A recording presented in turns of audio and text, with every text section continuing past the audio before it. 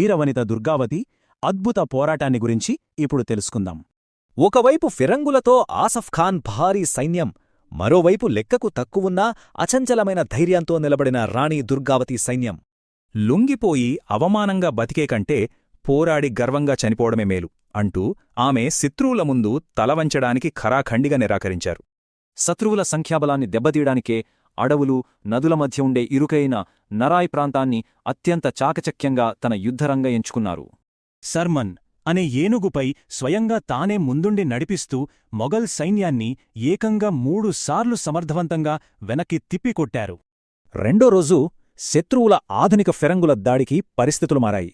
మెడకు, చెవికి బాణాలు దిగి రక్తం కారుతున్నా ఆమె వెనక్కి తగ్గలేదు.